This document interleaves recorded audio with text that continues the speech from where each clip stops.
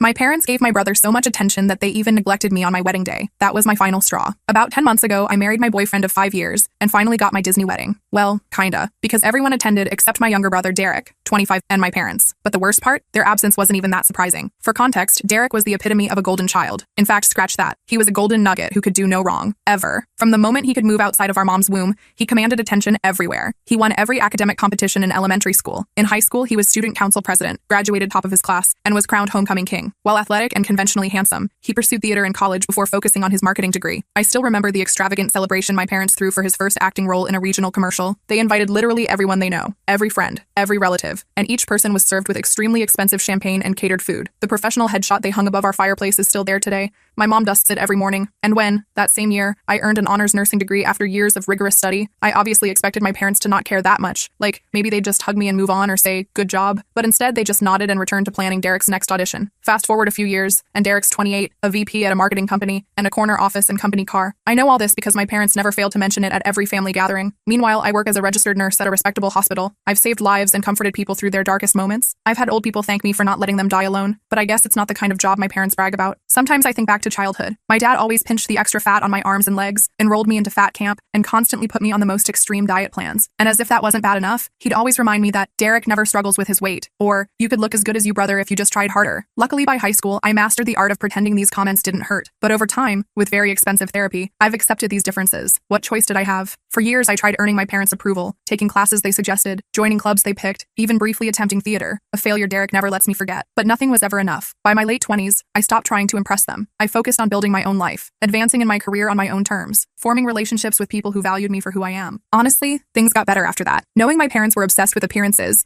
I kept interactions with them superficial to avoid conflict. They didn't seem to notice my emotional distance since they had Derek to fawn over, or if they did, they didn't care. It was around this time that I met my husband at a hospital fundraiser through a mutual friend, and unlike my family, he actually saw me. He loved my sarcastic humor, my compassion for my patients, and yes, even my body type. He was one of the first people in my life who never suggested I change or compare me to anyone else. He made me feel worthy of love, and after 5 years together, he organized the perfect proposal. A quiet night at home with takeout and our favorite show playing in the background. It was perfect, intimate, and completely true to who we are as a couple. Naturally, I told my parents about my engagement last year. Their reaction should have been my first clue. There was no congratulations, just silence. Then my mom asked if I was really sure about rushing into things and suggested I might want to tone up before the wedding. My dad barely said anything at all, just muttered something about the expense of weddings before changing the subject to Derek's recent vacation to Greece. During our engagement party, my husband noticed their odd behavior that I was too nervous to fully process. They spent most of the evening huddled in a corner over my mom's phone, barely interacting with any of our guests or my future in-laws. Later, my husband told me he overheard them talking to Derek on the phone, who was clearly upset. From what he could make out, they were saying things like, "This wasn't the plan," and "We never expected Louise to get married first." When I asked them about it the next day, they dismissed it as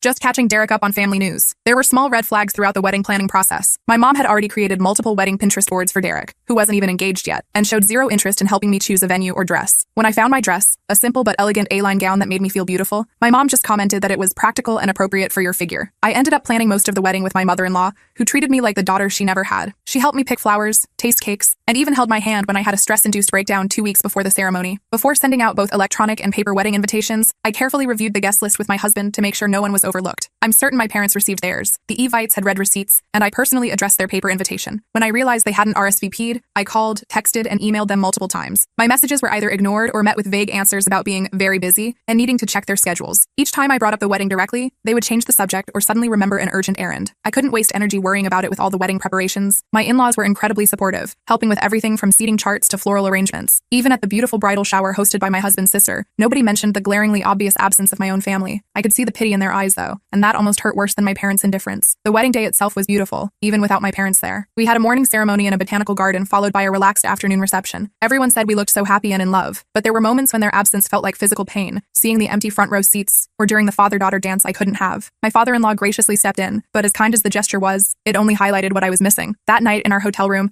I cried in my husband's arms, finally allowing myself to feel the full weight of my parents' rejection. After returning from our honeymoon, I sought answers. When I finally reached them by phone, they claimed they were deeply hurt because they never received a formal invitation. My mom launched into a lengthy tirade about how careless I was, how she had always dreamed of helping plan her children's weddings, and how she couldn't understand why I would exclude them from such an important day. My father chimed in about how they'd been waiting by the mailbox for weeks. I was baffled since I was positive we'd sent both types of invitations. During the call, I checked our records and confirmed that yes, we had sent them. We even had delivery confirmation for the physical invitations. I didn't call them out on their gaslighting attempt. I just apologized for the misunderstanding and hung up, feeling that familiar knot of inadequacy tightening in my stomach. Later, my husband pointed out several incidents that revealed their true intentions, like how they looked shocked rather than happy when we announced our engagement, or how they kept finding excuses not to help with wedding planning. He hadn't mentioned these observations earlier because he didn't want to add to my stress during wedding preparations, but in retrospect, the pattern was clear. The idea that I, the less successful child, was getting married before their precious Derek was simply unbearable for them. Their behavior just confirmed what I'd always suspected but resisted accepting, that I would never measure up to my brother in their eyes. The most heartbreaking part was realizing that even my wedding day,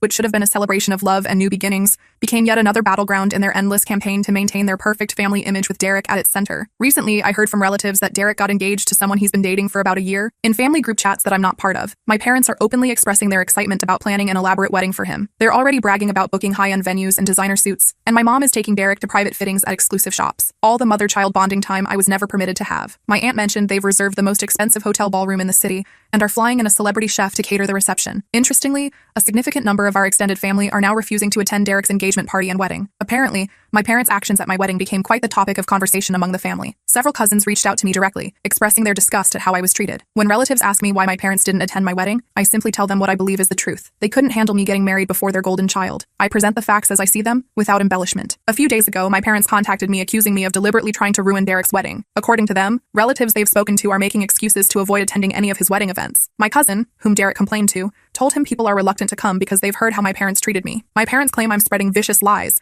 because I'm jealous of Derek's upcoming lavish wedding. They demanded I call everyone and correct the narrative before irreparable damage is done to the family reputation. The thing is, I'm only telling people the truth about what happened. If the truth makes them look bad, maybe they should examine their behavior instead of blaming me for the consequences. I haven't actively discouraged anyone from attending his wedding. I don't need to. People are drawing their own conclusions based on my parents' actions. As things continue to unfold, I'm finding it harder to maintain even the pretense of a relationship with my parents. Their behavior during my wedding finally made it clear that I would never be enough for them, no matter what I did. The hardest part isn't even their absence at my wedding anymore. It's coming to terms with the fact that I never had the loving, supportive parents I always wanted. Right now, I'm focusing on building a life with someone who truly values me for who I am, but I'll update if anything significant changes. Update 1. It's been 2 weeks since my last post, and a lot has happened. After reading your supportive comments, I finally decided to confront my parents face-to-face about their behavior at my wedding and their current accusations that I've ruined my brother's special day. When they started texting me about their tarnished family reputation, I felt it was time to lay everything on the table. During our phone call, my parents immediately started accusing me of being jealous of Derek and orchestrating this whole situation. I did something I'd never done before. Instead of defending myself as I usually would, I agreed with them, but not in the way they expected. You're right, I told them. I am jealous, not of Derek's career or his achievements or his looks. I'm jealous of the unconditional love and support you've shown him that you never even tried to show me. There was silence on the line. Then my mom started claiming I was exaggerating and that they had always treated us equally. Something snapped inside me at that moment. Years of repressed feelings came pouring out. I told them about every birthday where Derek's latest achievement overshadowed my accomplishments, about how my mom canceled my college graduation dinner when Derek had an audition callback, about how his prom tuxedo cost more than my entire semester's textbooks. I reminded them how they missed my high school honors ceremony because Derek had a cold, yet made it to his soccer practice the very next morning. My dad tried interrupting, accusing me of being dramatic, but I kept going. I talked about what it was like watching them spend years planning my brother's hypothetical wedding, while showing zero interest in my actual one. I told them how painful it was seeing my parents' seats empty, and having my mother-in-law help me with everything from wedding planning to dress shopping. I described the pitying looks from my husband's family, and how I had to lie to my friends about why my own parents weren't there. Their response was telling. Rather than acknowledging any of my points, they flipped it back on me. If you felt this way, why didn't you ever speak up? My mom insisted, as if I hadn't been trying to talk to them for years, as if every attempt hadn't been dismissed as me being too sensitive, or making everything about myself. My dad added that I was being unfair and vindictive by discussing these feelings with our family members. He claimed I was deliberately sabotaging family relationships out of spite. Then my mom said something that finally clarified everything. We never thought you'd go so far as to try to ruin Derek's wedding out of spite, but we always knew you were insecure about his success, she said. This isn't how we raised you. I realized they couldn't even hear me. They believed this entire situation had nothing to do with their behavior or my feelings. It was about Derek's reaction. Even in this conversation about their absence from my wedding, they were more concerned about his upcoming nuptials than the hurt they'd caused me. For the first time in my life, I didn't try to smooth things over. I didn't backtrack or apologize. Instead, I told them exactly what I thought. You're right about one thing. You did raise me. You raised me to believe I would never measure up, that Derek's achievements would always be more important than mine, that maintaining your perfect family image image was more important than my feelings. But you also taught me something you didn't intend to, that I deserve better than this. There was a long pause before my dad spoke. His voice was cold and controlled. Maybe it's time we stop pretending we're bad parents since you've decided we are and clearly enjoy watching us suffer. We thought you'd help fix the situation as family, but obviously you've made your choice. My mom delivered the final blow. Maybe you just couldn't handle not being the center of attention,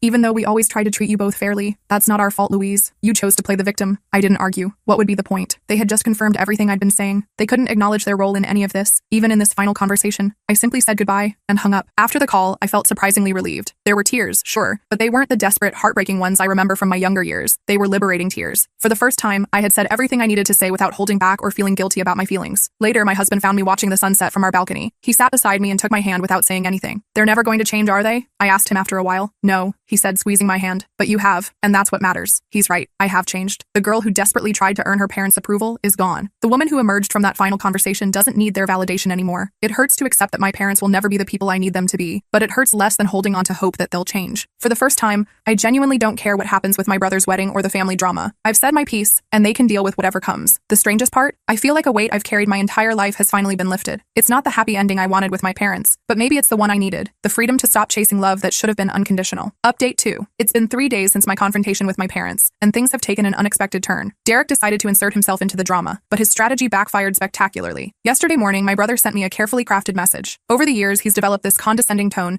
and it was on full display in his text. What you said to mom and dad was completely inappropriate. They've supported us through every stage of our lives and given us everything. You can't just accuse them of being bad parents because you're insecure about your life choices. He continued the message with his typical blend of moral superiority and thinly veiled jabs. I understand your wedding wasn't exactly what you dreamed of, but that doesn't mean you should try to ruin mine. There's nothing wrong with wanting a celebration that honors those of us who've worked hard to meet certain standards. Not everything has to be a competition, Louise. I didn't bother responding. After years of enduring his manipulative behavior, I've learned that engaging with him only gives him more ammunition. Instead, I simply blocked his number. Derek has never handled being ignored well, so I assumed that would be the end of it. A few hours later, my husband called me at work, laughing so hard he could barely speak. Apparently, since Derek couldn't reach me directly, he found my husband's personal number, probably through a mutual acquaintance, and sent him a series of texts explaining exactly why our sibling relationship has always been strained. His initial message to my husband started professionally enough. As Louise's brother and someone who cares deeply about our family's well-being, I feel compelled to reach out. But it quickly devolved into his real motives. He informed my husband that as the new man in my life, he had a responsibility to help me behave more appropriately. The messages grew increasingly patronizing. Family dynamics are complex, he told my husband, a senior software engineer with a master's degree, adding that someone with Louise's sensitivity might not understand the bigger picture. He advised my husband to help me see reason before I permanently damaged family relationships. The real kicker, though, was his attempt to play on what he assumed were my husband's social climbing instincts. He actually wrote, "Surely you understand that maintaining good relationships with successful family members like myself could be beneficial for your future? Louise's behavior is only hurting her own prospects and, by extension, yours." My husband, who has always seen right through Derek's facade, found his manipulation attempt hilarious. He particularly enjoyed Derek's assumption that his corporate title or the promise of networking opportunities would somehow impress him. As my husband put it, he really doesn't know me at all, does he? When I got home that night, we went through the messages together. Instead of feeling offended or upset, I was laughing along with my husband. It was liberating to see Derek's manipulative tactics exposed, especially when they were directed at someone completely immune to them. This interaction revealed something important about my brother. Despite all his achievements and success, he's still that insecure teenager who needs to tear others down to feel superior. It's telling that he thought he could control me by manipulating my husband. The most revealing part was how quickly he pivoted to trying to use my husband against me when his direct approach failed. He used to do exactly this in high school. When he couldn't bully me directly, he'd try to turn my friends against me. Different decade, same tactics. With this new perspective, I now see how Derek's actions throughout our childhood went beyond simple sibling rivalry. He actively worked to maintain his status as the favorite child, always telling our parents, and me, how much better he was. Any accomplishment of mine had to be overshadowed. Any friend I made had to be told about my shortcomings. My response to his games is different now. 10 years ago, his messages would have sent me into a spiral of self-doubt. 5 years ago, I would have been angry and hurt. Today, I'm just tired of the drama and find his blatant manipulation attempts amusing. My husband's response was perfect. Rather than getting drawn into Derek's drama, he simply replied, "Thank you for your concern about Louise's well-being. As her husband, I'm focused on supporting her happiness, not managing her behavior. I think it's best if you direct any future concerns to Louise directly. Have a nice day." After not getting the response he wanted, Derek sent one final message. "I see she's poisoned you against the family too. Don't say I didn't try to help when this all blows up in your faces." Ironically, Derek's help has only strengthened my resolve to distance myself from my family's toxic dynamics. His messages to my husband prove nothing has changed. He's still the same manipulative person who needs to control every narrative and sees any deviation from his perfect family script as a threat. Perhaps the most satisfying part of this whole incident is knowing how completely ineffective his persuasion attempts were. Instead of driving a wedge between us, he actually brought my husband and me closer together. We spent the evening laughing about his texts and planning a weekend getaway. I've realized that true family isn't about maintaining facades or controlling narratives. It's about standing together, laughing together, and supporting each other when someone tries to manipulate you, even if that someone is your own brother. I'm more certain than ever that I'm better off keeping a healthy distance from Derek's wedding drama. Instead of getting pulled into my family's endless power struggles, My husband and I have decided to focus on building our own happiness. They say success is the best revenge, but I'm realizing that real success isn't about impressing people. It's about being comfortable with your choices and surrounding yourself with people who encourage rather than hinder your growth. By that measure, I feel more successful than ever. Update 3. It's been 2 weeks since my brother's failed attempt to manipulate my husband, and things have taken surprising turns. Despite my parents' desperate attempts to salvage their reputation, the situation is spiraling further out of control. Through family connections, I've learned my parents have been on a frantic mission to correct the narrative. They've been calling each relative individually, accusing me of spreading malicious rumors because I'm jealous of Derek's perfect wedding. According to their latest story, I'm just bitter because his wedding will be so much more elegant and beautiful than mine was. They're now claiming I deliberately excluded them from my wedding so I could play the victim. They're saying I sent their invitation to an old email address and outdated physical address, despite the fact they've lived in the same house for 25 plus years and have had the same email addresses since email was invented. One cousin told me they even tried to produce a fake email they claimed I sent, but the timestamp was wrong and several details didn't add up. The good news? Their damage control efforts are failing miserably. Our family members aren't buying it. In fact, several relatives have come forward with their own stories about my parents' history of favoritism. One uncle revealed that my mother had pulled similar stunts at family weddings in the past, always making sure Derek was the center of attention. My aunt recalled how at her daughter's baptism, my mother spent the entire reception showing everyone pictures of Derek's school play, instead of focusing on the actual celebration. The most satisfying development is how my extended family has responded to my parents' manipulation. Key family members who were expected to play important roles in the event have withdrawn their support for Derek's wedding. The exclusive venue they secured through family connections may no longer be available to them. Even a family friend's high-end clothing business has suddenly experienced scheduling conflicts that prevent them from providing the custom attire my parents had been bragging about. Things came to a head at a family gathering last weekend. Apparently, when someone innocently asked about my wedding photos, my mother had a meltdown. She launched into a defensive tirade about how I've changed since getting married and am trying to destroy the family out of jealousy. Her outburst backfired, shocking several relatives who weren't aware of the situation and further damaging their carefully maintained reputation. My younger cousin recorded part of the rant on her phone and sent it to me. Watching my mother frantically trying to defend their actions while simultaneously making things worse was both sad and vindicating. The irony is that my parents' desperate attempts to preserve their perfect family facade are exactly what's causing it to crumble. Each time they try to justify their absence from my wedding, they end up revealing more about who they truly are. The more they try to paint me as the villain, the more people see through their deception. Family members who previously stayed neutral are now taking sides. Recently, even my dad's brother, who had always kept quiet to keep the peace, apologized for not speaking up sooner about how they treated me. He and his family have decided not to attend any of Derek's wedding events. He told me he's watched this pattern for years, but never felt it was his place to interfere. Seeing them miss your wedding was the last straw, he admitted. Some things you just can't ignore anymore. I haven't had to directly respond to any of this, and I haven't. The truth is doing all the work for me. Every time Derek and my parents try to spin the narrative, they end up exposing more of their toxic behavior. Their desperation is making them sloppy, and people are noticing. It turns out that all those years of staying silent and enduring their treatment in an attempt to keep the peace was actually just enabling their behavior. My husband put it best. They built a facade of the perfect family over many years, but it was constructed on emotional manipulation and favoritism. It was bound to collapse eventually. He's right. All it took was one person refusing to play along for the whole thing to start unraveling. Personally, I'm doing better than ever. I no longer carry the burden of trying to earn my parents' approval. The stress of managing Derek's emotions is gone. For the first time in my life, I'm not worried about maintaining their perfect family image. I'm sleeping better, my anxiety has decreased, and I'm focusing on the relationships that actually nurture me instead of the ones that drain me. Sometimes the best revenge isn't taking action. It's just letting the truth speak for itself. I'm grateful to Reddit for giving me the courage to stand up for myself. You have no idea how much your guidance and support have meant to me on this journey. Sometimes it takes strangers on the internet to show you what real family support looks like.